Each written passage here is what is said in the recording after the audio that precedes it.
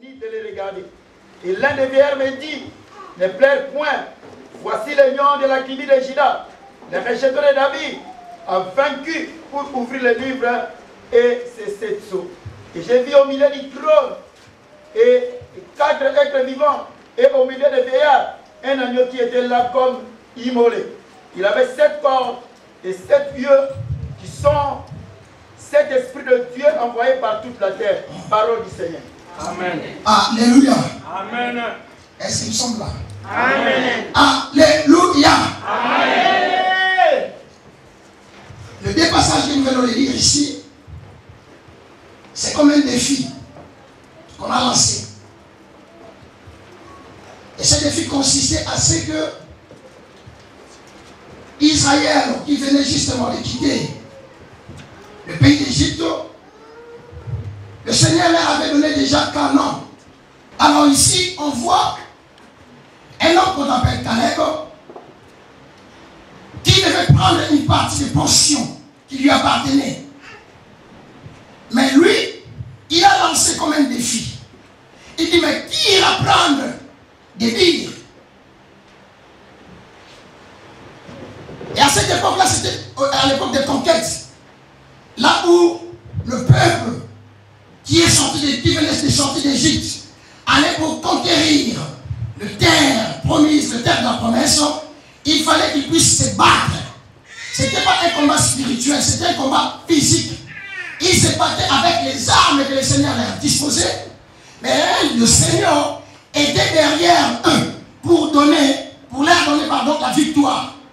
Mais la Bible dit ici, il y avait un homme qui, ayant entendu parler que Caleb va donner sa fille, qui s'appelait Aksa, à celui qui sera plus fort, qui prendra cette fille-là qu'on appelle Débir, Othniel a osé, au risque de sa vie, d'aller prendre cette fille. Et arrivé, la Bible nous dit, il s'empare de cette fille. Alléluia. Amen. C'était à cause d'une femme. On devait lui proposer toutes choses, on devait lancer les défis, je sais comment, mais à cause d'une femme. Quand il a entendu cette question d'une femme, il a donné toute son énergie. Il a déployé toutes ses forces. Il a accepté de risquer sa vie. C'était une question de mort ou de vie. Et il comprenait que à cause de cette femme-là, moi, je devais soit mourir ou vivre. Et il est parti pour conquérir ce pays, cette ville. La Bible dit, il a pris. Mais il a pris comment? Il a pris au risque de sa vie. Mais à cause de quoi? À cause d'une femme. Et bien aimé, femme, ma maman, Bandego. Partout dans la Bible, si vous parcourez, vous verrez toujours cette question. Femme. Et jusqu'aujourd'hui, au moment où nous parlons, c'est une question. Quand on parle de femme, donc, des fois, l'homme, ça amène toujours quelque chose là, tu vois. Je ne sais pas comment vous expliquer, mais quand on parle de femme, un homme qui est mature, ça apportera quelque chose. Et lui, quand il a entendu ça, il dit non. Pour cette femme, Aksa, j'accepte. Ou soit de mourir, ou de vivre. Mais il y a encore quelque chose que j'ai vu dans la Bible, dans le livre d'Apocalypse, comme vous venez d'entendre. La Bible dit qu'il y avait une réunion. La Bible déclare, donne et énumère toutes ces atmosphères divines là dans le haut. Les 4 êtres vivants, les 24 veillants, tout c'était là. Devant le trône du grand Dieu. Mais il y avait encore un défi qui était lancé. Dans ce défi-là, mes bien-aimés, il y avait un livre. Dans ce livre, la Bible dit, écrit dedans et dehors. La Bible ne nous révèle pas plutôt ce qui a été écrit dedans et dehors. C'était le nom de quelqu'un, on ne sait pas. C'était des situations, des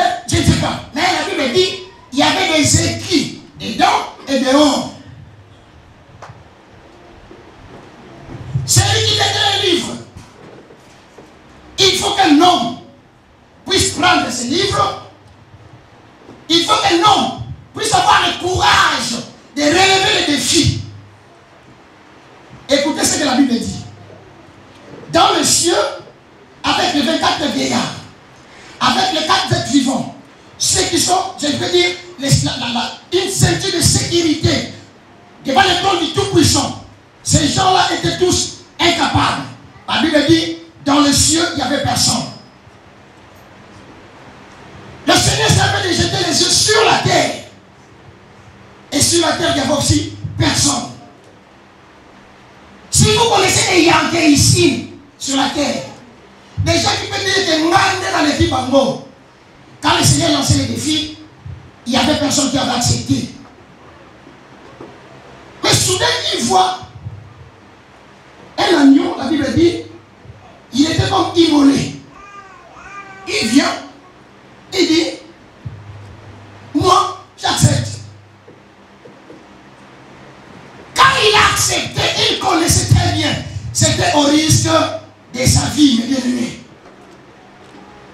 Quand il a accepté, il savait très bien ce qu'il devait subir à cause de ce livre-là qui était écrit dedans et dehors. Alléluia. Est-ce que vous êtes avec moi? J'arrive lentement. Nous allons comprendre la pensée du Seigneur. Mais avant de continuer, je vais dire une chose. Si nous lisons les livres de Josué, si vous regardez bien de Josué 1 jusqu'au chapitre 24, vous verrez ceci. Dans ce livre, il y avait des conquêtes. Et dans les conquêtes, comme Josué était un leader modèle, craignant Dieu, restant dans le principe et dans la lignée de l'Éternel, dans le livre de Josué, il y avait des succès et réussites. Par contre, ce que nous venons de lire ici, si vous regardez encore dans le livre des Juges, 1, du Juges chapitre 1, 13 à 15, c'est la même histoire. Dans le livre des Juges, par contre, c'est un livre de défaites. Pourquoi c'est un livre de défaites? Parce que simplement, Israël avait perdu un homme de poids, un leader qui s'appelait Josué. Et maintenant, quand ils ont pris la possession de ce pays, dans la nation, dans le livre des Juges, ils ont commencé à faire n'importe quoi. Par n'importe quoi, je vais dire ceci. Ils ont abandonné d'obéir aux lois de l'Éternel. Ils ont commencé à faire n'importe quoi et le Seigneur les envoya en captivité où il fait de sorte que ses ennemis, les ennemis puissent dominer sur eux. Ils étaient comme des esclaves. Et vous allez voir ceci. Dans le livre des Juges, il y a 4 éléments fondamentaux qui sont dans ce livre. Si vous partez dans tous les livres, vous lisez les 1 jusqu'au dernier chapitre, verset ceci. Il y a le châtiment, le rébellion qui était en première ligne. C'est-à-dire, ils n'obéissaient pas à Dieu. Ils ont rejeté Dieu. Et quand ils s'est révélé, la Bible dit ceci, le Seigneur les châtiait. Dans le châtiment, le Seigneur envoyait les ennemis de ce peuple-là de dominer sur eux.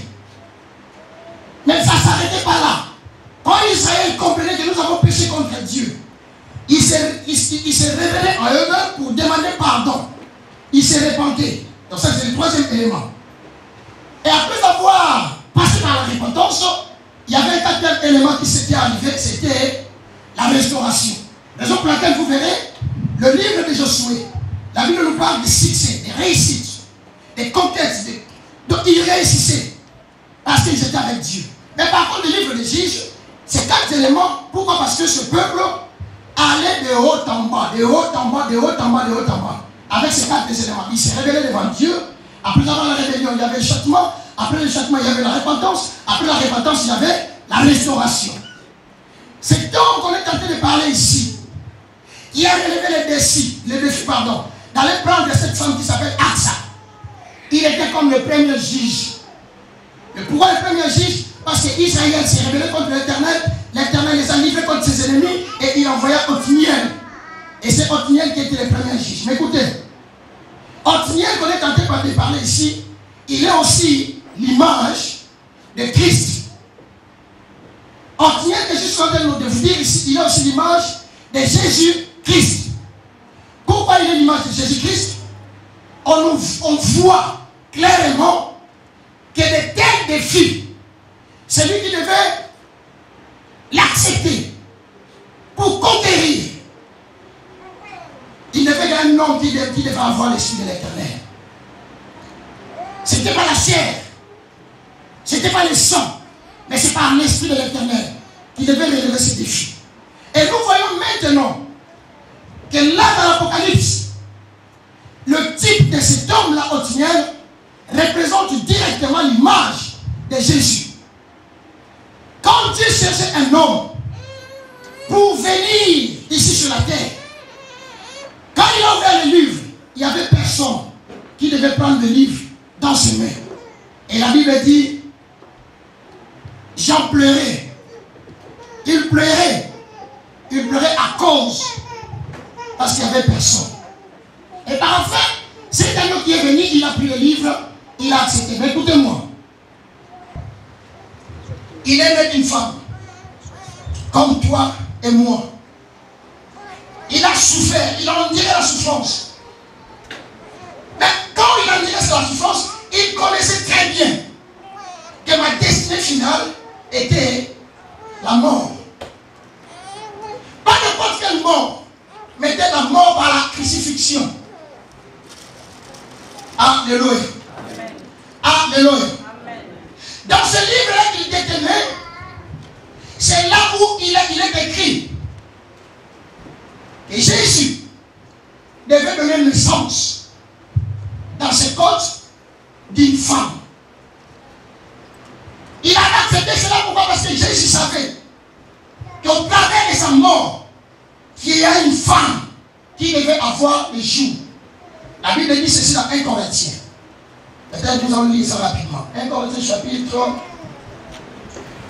11, 8 à 9. La Bible nous dit ceci.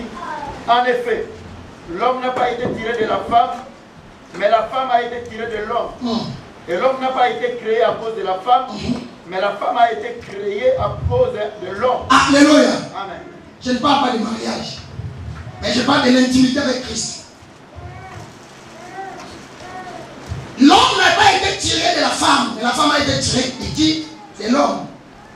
Est-ce que vous êtes avec moi? Est-ce que vous êtes avec moi? Amen. La femme a été tirée de qui? De l'homme.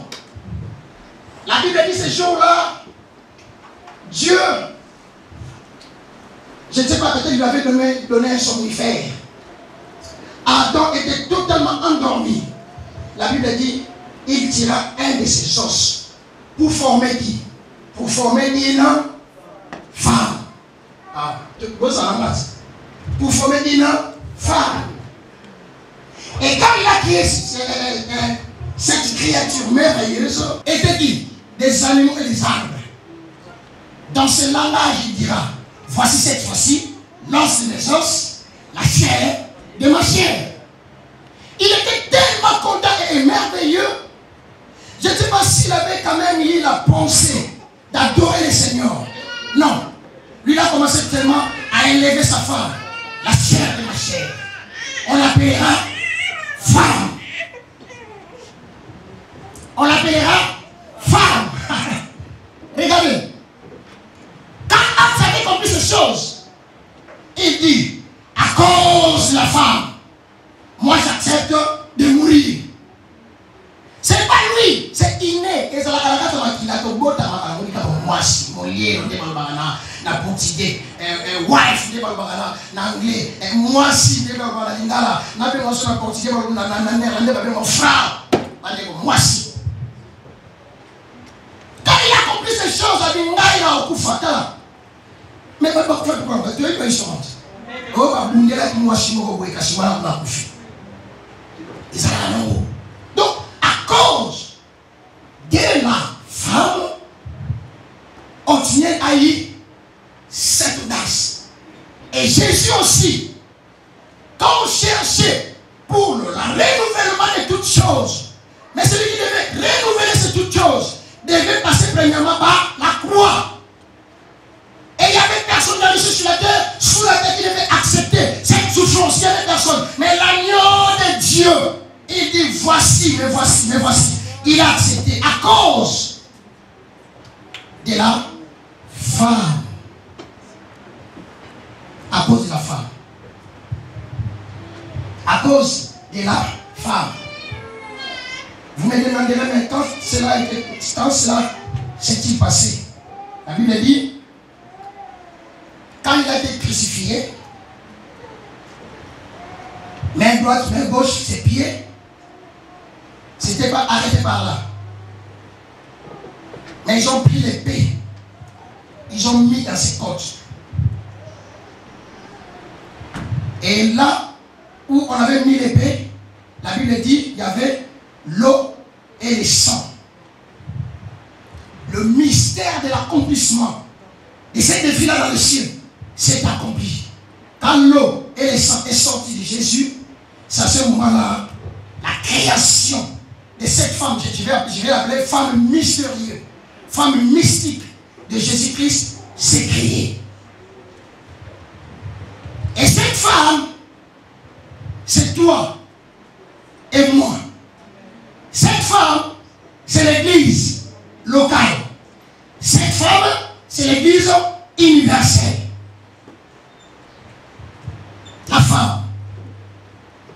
Oui, le diable connaît tellement ces mystères, il connaît tellement ces richesses, il fait de sorte que nous puissions concevoir les choses de Dieu d'une façon humaine, naturelle. Et quand on conçoit les choses de Dieu d'une manière